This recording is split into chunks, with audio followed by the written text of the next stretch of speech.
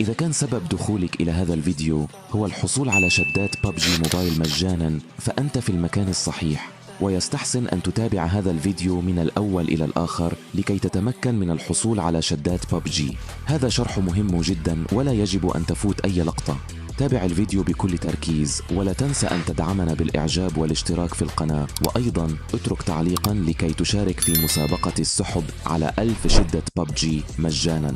سوف أختار من التعليقات 3 أشخاص لكي أشحن لهم شدات مجانا بهذه الطريقة التي سوف أشرحها اليوم. السحب سوف يكون الأسبوع المقبل إن شاء الله. هيا بنا نبدأ الشرح. أول شيء سوف ندخل إلى بابجي لنأخذ الاي دي الخاصة بنا.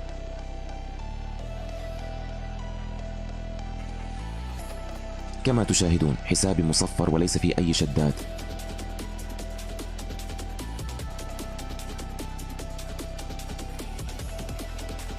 والآن سوف نقوم بالدخول إلى هذا الموقع الرائع لكي نحصل على شدات ببجي. اسم الموقع هو 5play.us، سوف أتركه لكم في التعليق الأول وسأكتبه لكم هنا على الشاشة. سوف نتوجه مباشرة إلى صندوق البحث ثم نكتب ببجي. سوف نقوم بالضغط على الأيقونة هكذا، ثم نعاود الضغط على هذا الزر الصغير لكي نبدأ العملية.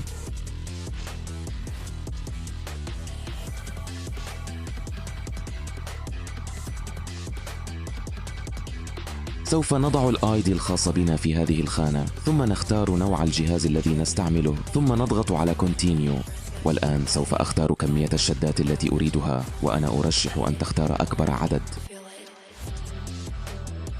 كل ما علينا فعله الآن هو الانتظار قليلا إلى أن ينتهي الموقع من التحقق من المعلومات وإرسال الشدات إلى حسابك.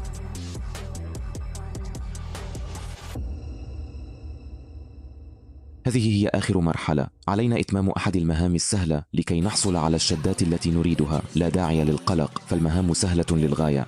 كما ترون لدي هنا مهمة استطلاع رأي، وهي مهمة سهلة. يجب علي فقط الإجابة على بضع أسئلة والتسجيل في الاستبيان. سأكمل المهمة ولن تأخذ مني وقتا طويلا. وهناك مهام أخرى. إذا توجهنا إلى أسفل الصفحة ستجد شرحا مفصلا لجميع المهام الموجودة، مثل مهمة رقم الهاتف ومهام تحميل التطبيقات. كل مهمة تكون حسب الدولة التي أنت فيها. إذا أردتم مهمة سهلة استخدموا VPN واختروا الولايات المتحدة الأمريكية، لأنها تحتوي على أسهل المهام.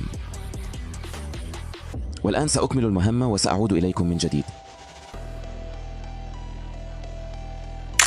سوف نقوم بالدخول إلى ببجي مجددا لكي نرى النتيجة.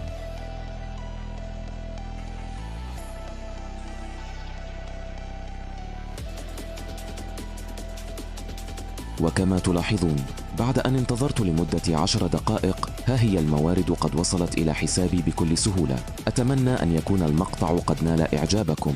لا تنسوا الاشتراك في القناة والضغط على لايك، وأيضا لا تنسوا ترك تعليق للمشاركة في مسابقة السحب الأسبوع القادم. دمتم في رعاية الله وإلى اللقاء.